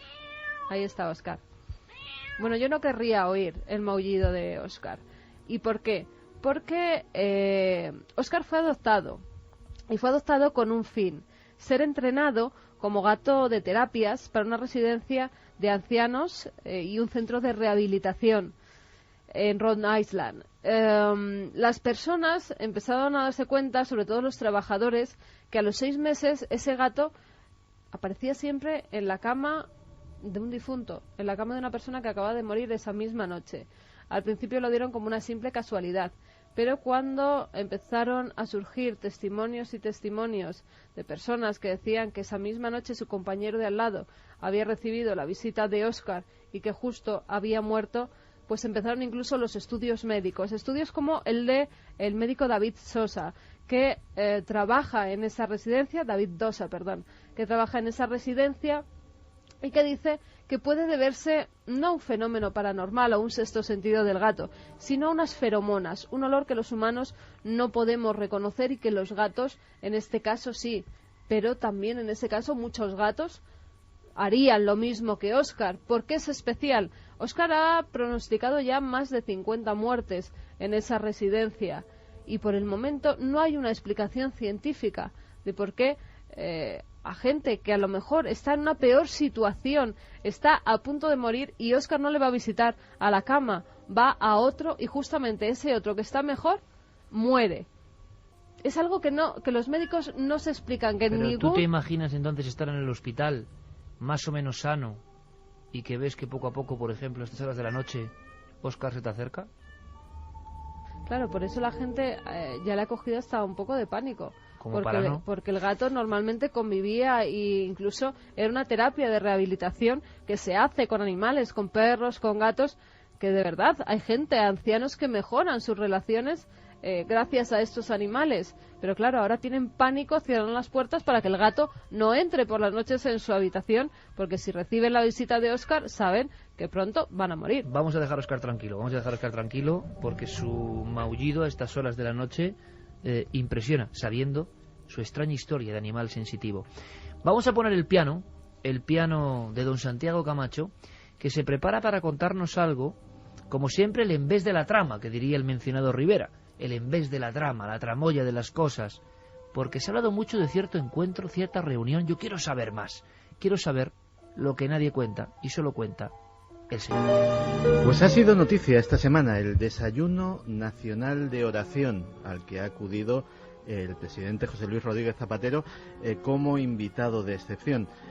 Y se nos ha dicho, ha sido tratado por los medios de comunicación y por los servicios informativos de esta casa con abundante información, pero se nos ha dicho que este acto estaba organizado por una organización de carácter ultraconservador y religioso. ¿Pero qué organización es esa? En el corazón mismo de la capital estadounidense ha surgido un grupo de poder, muchos lo llaman sociedad secreta, que ha alcanzado una inusitada influencia en la vida política de este país. Bajo el nombre de The Fellowship, la comunidad, la hermandad, se esconde una organización de inspiración religiosa cuyas directrices influyen en las decisiones de congresistas, de senadores y hasta de presidentes.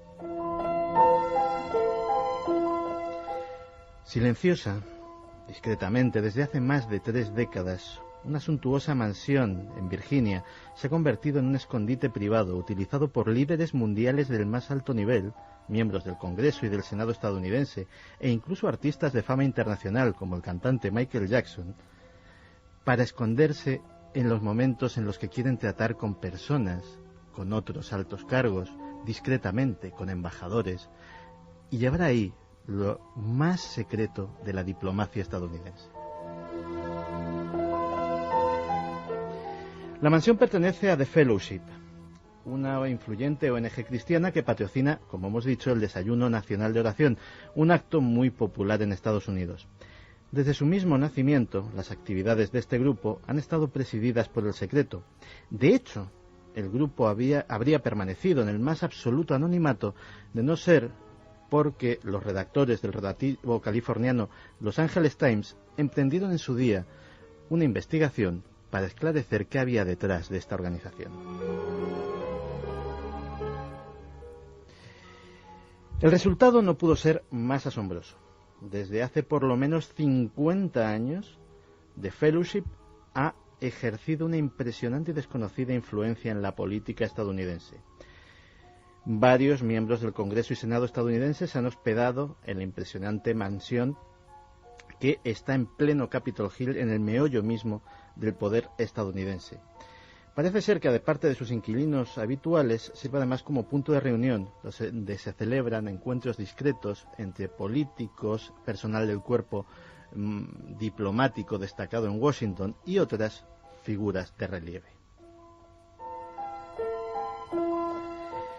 Para hacernos una idea del grado de influencia que tiene esta organización, basta decir que tuvo un preponderante papel en los acuerdos sobre Oriente Medio firmados en Camp David en 1978, que no se podrían haber firmado de no ser por la intervención de miembros de este grupo.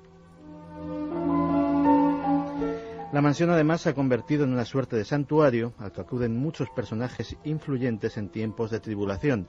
Es ya casi tradicional que congresistas y senadores que se están divorciando, por ejemplo, la utilicen como refugio mientras encuentran otra vivienda que la vivienda familiar que tuvieron. Y es que el credo de The Fellowship es ayudar a los de abajo ayudando a los de arriba. Así se establece una especie de cadena de favores, es decir, nosotros ayudamos a personas influyentes en momentos en los que lo necesitan y más tarde les solicitamos su ayuda para nuestras obras de caridad, servicios sociales, etcétera, etcétera. Pero ¿quiénes son los miembros de The Fellowship? Se trata de un colectivo muy heterogéneo, de difícil catalogación, ya que engloba funcionarios de alto nivel, industriales, financieros, políticos, religiosos. Lo que más les acerca a una sociedad secreta y se ha convertido en caballo de batalla entre sus detractores es el voto de silencio. Un voto de silencio riguroso sobre las actividades, las decisiones, los debates internos del grupo. Tanto es así que los amparándose en él, se niegan a hacer ninguna declaración sobre la organización, sus actividades o el grado de implicación que tienen en estas. En la actualidad, el grupo se expande con rapidez entre los altos mandos del ejército y miembros del cuerpo diplomático destacado en Washington, que eventualmente serán utilizados como punta de lanza para extender su influencia a otros países y convertirse en un grupo de presión a escala mundial. Su ideal, su modelo, es ser para el mundo protestante lo que el Opus Dei ha sido para el mundo católico.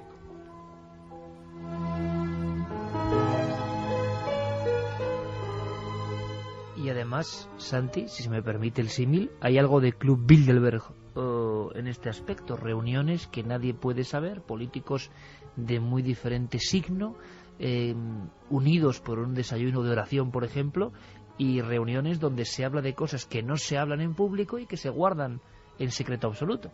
Efectivamente, mira, muy recientemente, precisamente a colación de esto, pues ha habido un telefilm muy exitoso sobre la vida del presidente Suárez. Y en él, por ejemplo, se relataban pues los encuentros que tuvo antes de que estuvieran legalizados los partidos en España, tanto con Santiago Carrillo como con Felipe González. Encuentros que el de Felipe González tuvo lugar en una casa de un periodista, amigo común de ambos, en Madrid, Y para el de Carrillo, que era mucho más comprometido, esto no sale en la película, pero lo añado porque la anécdota tiene su cierta gracia, pues se le dio a la hija de Suárez el nombramiento de fallera mayor, con lo cual se justificó un traslado a Valencia que se aprovechó para que tuviera lugar, y sin que nadie sospechase, la reunión con Santiago Carrillo. Pues en la mansión de la hermandad, en la mansión de este grupo, es donde ese tipo de reuniones que nadie puede ver, donde se juntan personas que son antagonistas, donde diplomáticos de países que pueden estar en guerra pueden reunirse sin que a nadie le parezca extraño ni haya micrófonos de por medio, pues ese es el gran poder, digámoslo así, que están teniendo en la política tanto interior como exterior estadounidense. Pero permíteme una cosa, Santi, importante. Tú leías trozos, renglones de una serie de artículos que tú publicaste, ¿cuándo? Pues eso no lo he mencionado por modestia. Bueno, pero estoy yo para decirlo. Pero creo, y si no es así, pues que me corrijan, que para eso están las vías de contacto. Creo que es debido a ser de las primeras personas que en su época, pues hará como 10 o 15 años, escribí un día en la revista Enigmas un reportaje sobre esta organización que me pareció curiosa con todo este invento del desayuno nacional de oración, etcétera, etcétera. Y la verdad es que me ha llamado mucho la atención que efectivamente al ser invitado como orador estrella el presidente Zapatero, pues se haya vuelto a poner de actualidad este tema, pero no se haya rascado en el trasfondo que tiene esta organización que es muy interesante. Pero yo simplemente tengo que decirlo porque es nuestro equipo. Hace 12, 13, 14 años, en una revista, entre comillas, que se entienda, marginal, de temas marginales, que muchos miran por encima del hombro como Enigmas, Santiago Camacho ya escribía sobre esto. Y de repente esto está en todas las portadas del mundo, con mucha sorpresa, nadie sabe quiénes son, y de pronto todo el mundo dice, caramba, qué curioso, desayuno, oración, Obama, Zapatero. Pues el señor Santiago Camacho ya hablaba de esta curiosa hermandad hace 15 años. Oye, dicho queda. Por cierto, investigación de nuestros compañeros Fermín Agustí y Carlos Largo. Yo pediría mucha atención para este documento a dos voces que vais a escuchar, porque están pasando cosas, y algunas en España, increíbles. Tienen que ver con el poder de comunicación de la mente humana. No han tenido, yo creo, el eco que deberían haber tenido, porque, claro, hay cosas que tienen que ver con la posible conexión de cerebros que pensábamos que estaban completamente desconectados ya, por el coma, por ejemplo. Pero también, aquí en España, ha habido un casco que puede ser casi prodigioso, que ha permitido cosas dignas de la ciencia ficción. Bueno, todo eso en este reportaje, la mente humana y sus límites. Científicos de Bélgica y Reino Unido han conseguido comunicarse con pacientes en estado vegetativo a través de unas novedosas investigaciones. El psiquiatra forense, el doctor José Cabrera, nos adelanta lo que las familias de afectados en coma siempre han querido, que ellos pudieran escucharles. Ya sabemos lo que las madres de los hijos en coma sabían hace mucho tiempo, que cuando se está con un chaval en coma y se le está leyendo algo, existe dentro de ese cerebro existen puntos que responden a ese estímulo, y eso es realmente apasionante. Ahora ya es toda una realidad, a través de la utilización de una resonancia magnética funcional que muestra imágenes de la actividad cerebral de los pacientes en tiempo real, lo que significa que es posible detectar todas sus respuestas. Nos lo cuenta José Manuel Nieves, director del área de ciencia de ABC. Normalmente todas las personas, según cuando hacemos nuestra actividad normal diaria, vamos utilizando para ello determinadas partes de nuestro cerebro, ¿no? Esas zonas, si tú utilizas imágenes por resonancia magnética, MRI, es decir, si te hacen pensar en ese tipo de cosas, en el escáner lo que aparecen son zonas de tu cerebro que se iluminan según la actividad que tú estés haciendo. Por ejemplo, todas las actividades relacionadas con el movimiento, con el ejercicio y con el deporte iluminan dentro del escáner una zona muy concreta de tu cerebro. Y todas las actividades relacionadas con el recuerdo o con los lugares que te son familiares, como tu casa, iluminan otra distinta. Entonces, ¿qué es lo que hicieron los científicos? Cogieron a un grupo de pacientes que estaban en estado vegetativo y les sometieron a una serie de preguntas muy fáciles. Dijeron, imagínate que estás jugando al tenis. Al imaginarse que estás jugando al tenis, se ilumina la zona del cerebro propia de que estás haciendo una actividad física. y ahí la tenemos. Después les dijeron, ahora imagínate que estás sentado tranquilamente en el salón de tu casa y se ilumina otra zona diferente. Teniendo esas dos zonas completamente identificadas, la cuestión es que lo que les dijeron fue utilizar esta información como si fueran respuestas sí y respuestas no. Sin embargo, a pesar del gran avance que supone este descubrimiento, los especialistas recomiendan ser cautos ante los resultados obtenidos en estas investigaciones. Los propios autores, como el Dr. Stephen Laureys, nos advierten sobre los posibles problemas éticos que podrían conllevar. Abre un nuevo espacio donde pienso que necesitamos preparar lo que vamos a realizar con esta nueva tecnología. Podemos hacer grandes preguntas con ella y podría tener un importante impacto médico, ético y legal. Tenemos que pensar en cómo trasladarlo a la vida real y a las aplicaciones médicas. No solo los avances se producen a nivel internacional. Aquí en España, un grupo de científicos de neuroingeniería biomédica de la Universidad Miguel Hernández de Elche han creado un casco gorro que podría interpretar los pensamientos de personas discapacitadas y trasladarlos a un ordenador. Nos lo cuenta el investigador Eduardo Fernández. Básicamente se trata de registrar la actividad cerebral mediante electrodos similares a los electrodos que le ponen al hospital a hacerse un electroencefalograma. Esa información se manda a un ordenador y el ordenador es capaz de interpretar qué es lo que pretende hacer el sujeto. Por ejemplo, pues escribir una palabra, una letra o desplazar un ratón en el ordenador, hacer clic. Cuando tú estás, por ejemplo, el ordenador te sugiere y se interpreta que quieres escribir, por ejemplo, una palabra, empieza a sugerirte letras, tú te fijas en una letra en concreto, si quieres escribir la A, y el ordenador detecta cuando estás fijándote en esa letra, hay una actividad cerebral concreta que es un poco en lo que se está basando.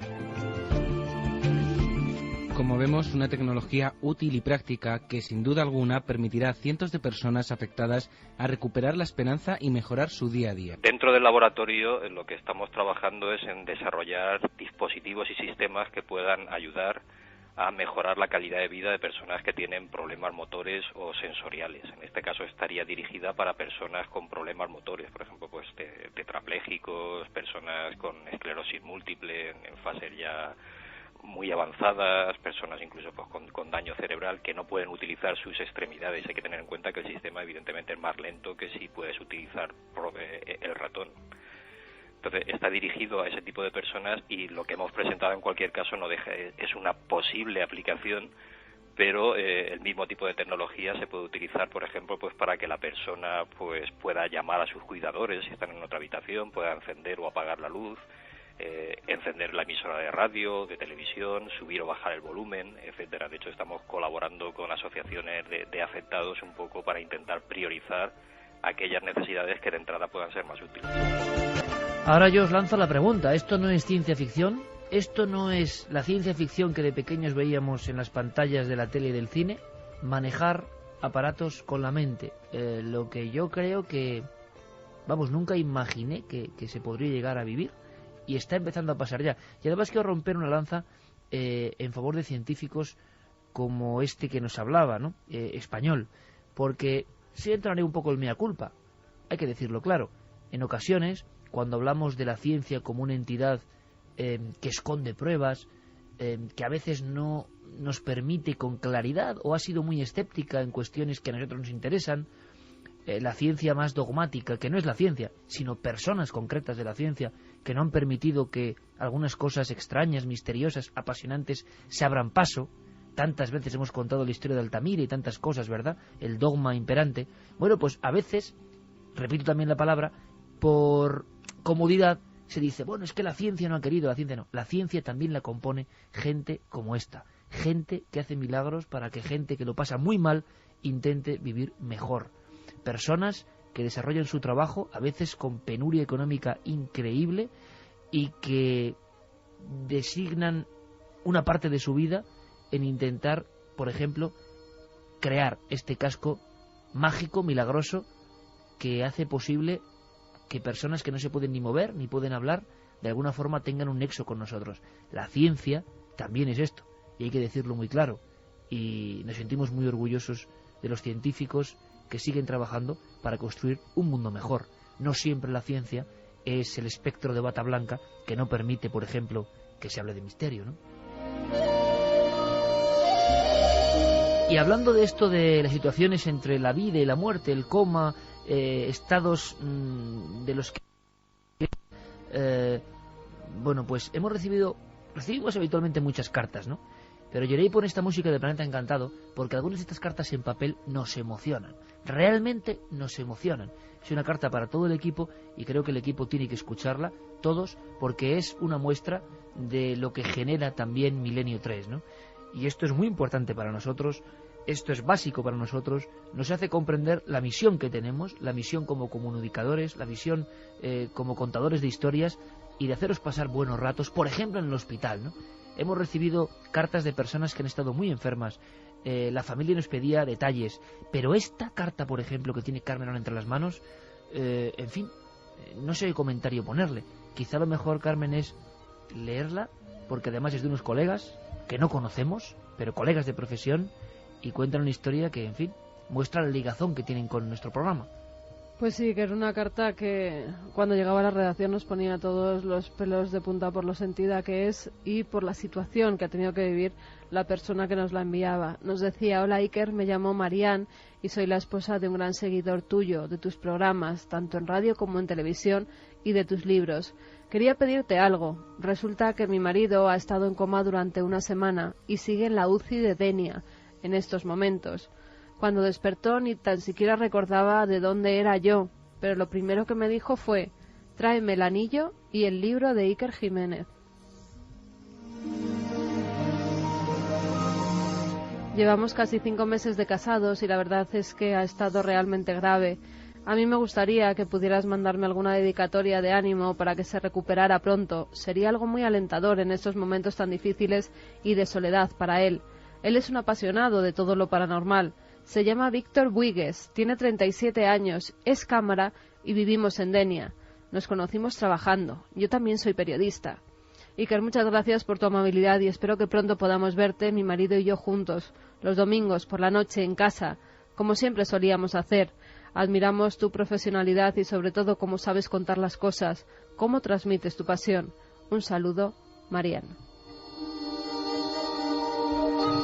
Bueno, pues lo único que puedo hacer es contestar en plural, porque yo soy individuo, pero el programa y lo que vosotros recibís lo hacemos muchas personas que bien conoce Víctor seguro: Santiago, Juanje, Guillermo León, Carlos Cala, Carlos Largo, Fermín Agustí, Geray, Noel, una familia muy grande, ¿verdad, Carmen? Una familia muy grande. Sí. Javier Pérez Campos, los amigos que estaban hoy, o sea, todos, ni siquiera solo el equipo habitual, sino todos los que vienen aquí tienen un poquito, ¿no?, de esa misión, que es llevaros unos momentos de reflexión, de imaginación, de fantasía. En fin, amigo Víctor, no hablo por mí, sino por todo este equipo inmenso, y solo te deseo lo mejor. Te deseo que los hados, que los misterios, que las energías que mueven el mundo te sean propicias y te ayuden, te den un impulso, te insuflen alas, y que dentro de muy poco no solo nos veas, sino te pases por aquí, nos saludes, disfrutes de la compañía.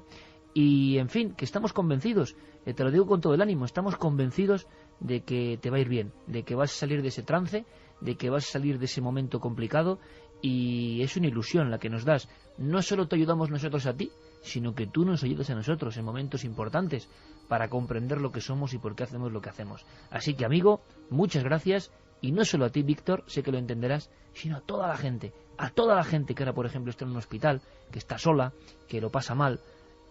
Pues ese mismo impulso, ese mismo espíritu, ese mismo oxígeno que se tiene que intentar que peleemos por estar mejor. Y tu pelea, la tuya, es importante y vas a salir victorioso, como dice tu nombre. Amigo, saludos cósmicos, milenarios, mucha suerte, alegría para ti. Entenderéis que es que uno no sabe ni lo que dice, porque es muy difícil, ¿no?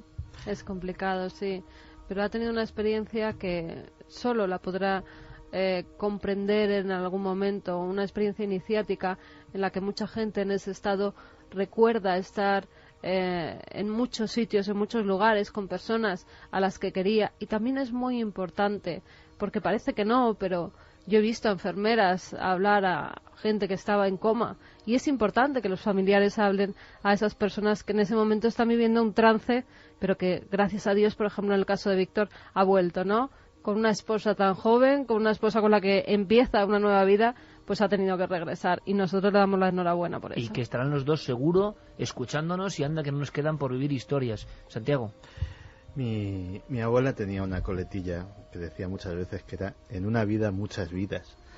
Y qué buena. Y la verdad es que en momentos como este uno se da cuenta de la cantidad de vidas que rozamos todas las noches, aunque solo sea un poquito, aunque solo sea como el leve roce de una pluma. Pero si ya en cada vida, pues en la de tuya, en la mía, en la de cualquiera de nuestros oyentes, pues están todas las vidas de todas las personas que hemos conocido, fíjate la cantidad de vidas en las que están las personas que nos conocen a nosotros sin que nosotros lo sepamos. Es una de esas cosas que no sé muy bien por qué, ni sabría justificarlo, pero que esta noche, en este instante, a mí me ponen los pelos de punta. Un abrazo de todo el equipo que hace Milenio, que hace Cuarto Milenio, que se sube en esta nave, y que al final lo importante es esto, pero más de cualquier historia, ¿no? Estamos para pasar buenos momentos juntos, para motivarnos juntos, para ir un poco a contracorriente juntos, ¿verdad? Hasta para sentirnos que somos una inmensa minoría porque, en fin, vemos que el mundo está muy complicado y nosotros vamos con otras historias. Hemos recibido otra carta muy emocionante, para mí muy emocionante, y fíjate si es emocionante, Santi, tú lo vas a entender muy bien, se lo decía Carmen, es una carta que, bueno, no vamos a leer porque, en fin, pues por modestia, ¿no? Pero la escribe Damián Santiago Lago.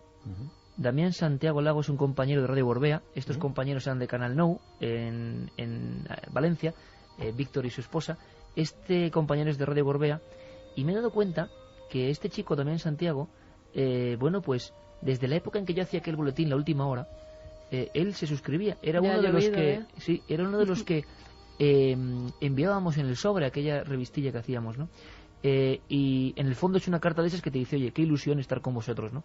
Y ¿sabéis lo que ocurre? Que muchas veces con internet, con los mails, como es tanta la cantidad de información que recibimos, por ejemplo ahora que vamos a leer algunas de las informaciones, es tanta y tanta que a veces no te da tiempo a procesarla, y en ocasiones la carta de papel hace que te detengas, y cuando tienes estos mensajes, pues bueno, que son emocionantes, amigos, son auténticamente emocionantes. Gracias por estar ahí. Hace poco lo pensaba, Santi. Yo llevo una década en la cadena SER, ¿eh? Este equipo lleva prácticamente lo mismo, pero una década en la cadena SER y un lustro en la televisión. No está mal, ¿eh? Son muchas vidas. Los programas también son muchas vidas, Santi. Qué buena la cita de tu abuela. Lo decía. Las abuelas son sabias, ¿eh? Lo decía muy a menudo. En una vida, muchas vidas. En una vida, muchas vidas. Bueno, es que eso es sabiduría y saber titular, ¿eh? Sí, sí. Y fíjate que hay algo de... estaba pues esta semana catalogando mis libros y tal, y es curioso porque entre las páginas de uno me encontré, yo creo que la primera carta elogiosa que alguien mandó a la revista Enigma, segunda vez que lo citamos hoy, ese periodo, sobre un artículo mío. Ni me acordaba de la existencia de tal carta, pero de repente un sobre tal, Santiago Camacho, redacción, lo abro, ¿qué será esto? Y claro, cuando ya iba por la mitad y no lo guardé por vanidad, lo guardé yo creo que por cariño, ¿no? Y por que fue yo creo que el primer reconocimiento de verdad, del que valoras, que es del de la gente que te diriges. Y es curioso porque efectivamente guardar eso, el papel, ahora que están tan de moda los libros electrónicos, que yo soy un fanático de la tecnología y creo que todo tiene que avanzar, pero efectivamente el papel tiene una magia algo mágico, que no tiene el beat. Si algún día sacáramos las miles de cartas que conservamos, ¿verdad? De todas esas cartas que nos manda la gente a la radio, a la televisión, que nos enviaban a la revista. Y también que respondemos en global y tienen que entenderlo la gente, ¿no? Porque yo lo entiendo. La persona que con mucha ilusión, igual desde un hospital, nos envía un mail y a veces te lo encuentras, oye, no respondiste, es que es físicamente imposible responder a todos, y en ocasiones por eso respondemos de esta forma y os dedicamos unos minutos porque os sentimos pues con ese lazo tan importante, ¿no? Sin ese sentido que tenéis muchos, la inmensa mayoría de nuestros oyentes, sin esa forma de orgullo de pertenecer a esta familia, nosotros desde luego, amigos, no llevaríamos aquí el tiempo que llevamos. Eso está clarísimo y vamos, es una misión que hacemos entre todos, los que estáis al otro lado y nosotros. Por cierto, vamos a darnos una vuelta por la historia y ahora vamos con eso, con vuestras comunicaciones. ¿Cómo va la encuesta? La encuesta: ¿crees en las abducciones extraterrestres? Sí, 58,7%, no 41,3%. No está nada mal. Nacho Ares nos trae algunas informaciones interesantes, hallazgos, la Biblia por en medio, documentos sobre un evangelio que dicen que es falso, 1000 historias, director de la revista de arqueología, compañero de Ser Historia, y después mensajes importantes.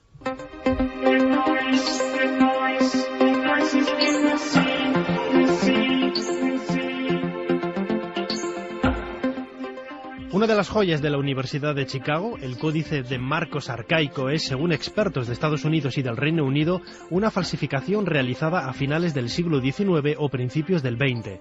Escuchamos a Antonio Piñero, catedrático de Filología Griega de la Universidad Complutense de Madrid. Este es un caso más, precisamente, de los múltiples falsos que se han producido a lo largo de la historia con manuscritos del Nuevo Testamento. Así que esto pues es uno más. Prácticamente el que se demuestre que un manuscrito del siglo XIV es falso no afecta para nada a propósito de los testigos o manuscritos que tenemos del Evangelio de Marcos. Las sospechas comenzaron hace más de 6 décadas, pero no fue hasta el año 2007 cuando por fin se dio permiso a que un equipo de expertos internacional lo estudiara. Las nuevas técnicas han sacado a la luz el uso de pinturas modernas y contradicciones lingüísticas. En textos falsos antiguos se han dado en todo tipo. Para mí el más sonado ha sido el último, pues una inscripción en un osario, una especie, digamos, de depósito de huesos en el que se falsificaba una inscripción en el que parecía Jesús como hermano de Santiago. La Universidad de Chicago conservará el Evangelio de Marcos arcaico para promover el estudio e investigación de falsificaciones de documentos antiguos.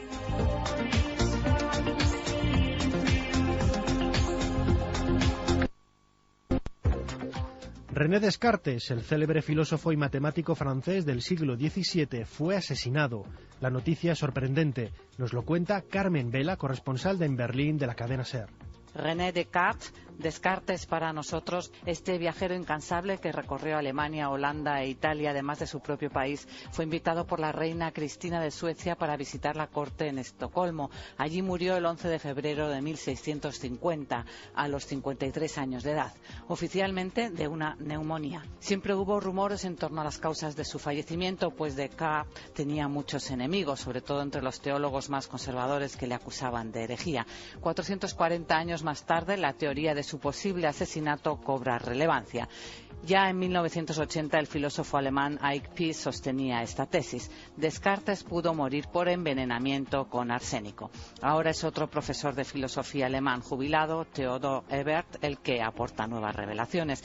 Durante 3 años Ebert ha investigado los archivos desde Estocolmo a París siguiendo las posibles huellas del crimen. Aunque no ha logrado pruebas materiales concluyentes, el profesor de Erlangen describe una cadena de indicios muy convincentes. La teoría de Ebert, de su libro La enigmática muerte de René Descartes, es que el revolucionario francés fue envenenado por la Iglesia Católica. El capellán Biogué de Estocolmo le habría dado para comulgar una hostia bañada en arsénico o algo muy similar.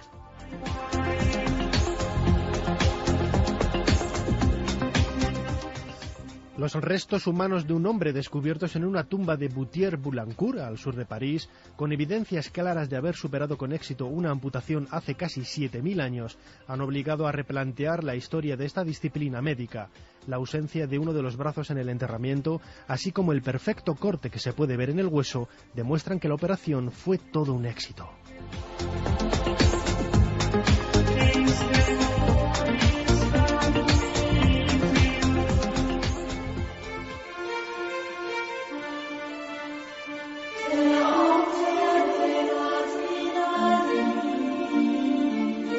Los mensajes son larguitos, pues vamos a acabar con ellos. ¿Sabes lo que me decía Javier Sierra?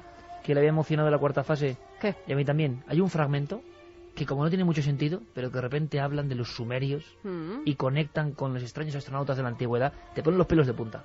Sí, a mí me ha gustado la grabación, esa medio psicofónica. Sí, pero te ponen los pelos de punta ese momento, Dani, que en total. Un día tenemos que hablar de un personaje que aquí ha salido ¿Sí? muy poco. Zacarías, sí. A punto. Vale. El primero es Manuel de Zaragoza, que dice que en el 83 su jefe y él estuvieron unos minutos enfrente de una nave extraterrestre a unos 20 metros, que existen, que están ahí, y que de miedo, que dice el contertulio, nada. Que no digamos barbaridades, cuando estamos frente a ellos eres incapaz de hablar, pensar ni actuar. Sí creo en las abducciones.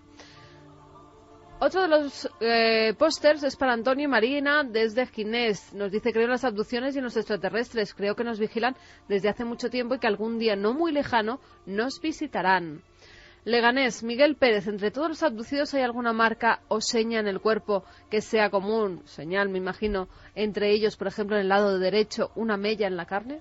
No, las más habituales son las que se dan por sangrado en nariz y oídos, frecuente y poco natural, y luego en la parte interior de codos y rodillas, o sea, lo que sería dentro de la articulación, que aparezca algún tipo de protuberancia o básicamente cicatrices no explicadas que aparecen prácticamente en cualquier parte del cuerpo, con lo cual no hay una marca del abducido. Otro póster para Marisa que dice, yo hace unos años tuve sueños telepáticos con un pequeño ser extraterrestre de guerras y que su civilización era pacífica.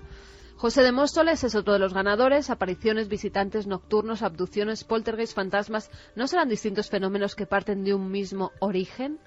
Fátima de Cádiz es otra de las ganadoras. Creo que a veces sí se tratara de extraterrestres, pero oiré a los expertos, porque también creo que podría ser por causas mentales. Recuerdo una película de Walken que hablaba del tema. Mítico también... y bizarro Christopher Walken. Christopher Walken, ¿que da comunión? Claro, que era la adaptación cinematográfica del libro de Whitley Strieber. También era un hecho real. ¿Qué piensa Iker? En tu libro La Noche del Miedo creo que das por hecho que existen, nos decía David. Bueno, de La Noche del Miedo os voy a hablar ahora por una circunstancia curiosísima. Ahora os cuento. Marga, que nos decía, queridos amigos milenarios, como he manifestado, los llamados extraterrestres llevan mucho tiempo visitando la Tierra y si su alta tecnología y estudios sobre los humanos les han permitido conocernos profundamente, incluso a niveles de clonaciones, es de esperar que ya están instalados en nuestra sociedad. Nuria, que es de Madrid, dice que una noche hace 20 años, cuando tenía 7, se despertó y a los pies de su cama vio a un ser de forma humanoide. Pero desde luego no era humano, estatura baja, cabeza grande y vestía unas extrañas ropas con una especie de túnica. Su sentimiento, miedo y angustia. Como decíamos, esta canción exacta, esta que es como un himno, para toda esa gente, incluso a los que a veces no podemos responder por la cantidad de información que recibimos, los que estáis mal, con depresión, en casa, sufriendo pues dolor de cualquier tipo de enfermedad, con problemas sentimentales, a la gente que está ahora angustiada, para toda esa gente, nuestro convencimiento de que esta música es mágica. Solo escucharla ayuda. Estamos convencidos. Es una música, seguro, capaz de curar el alma.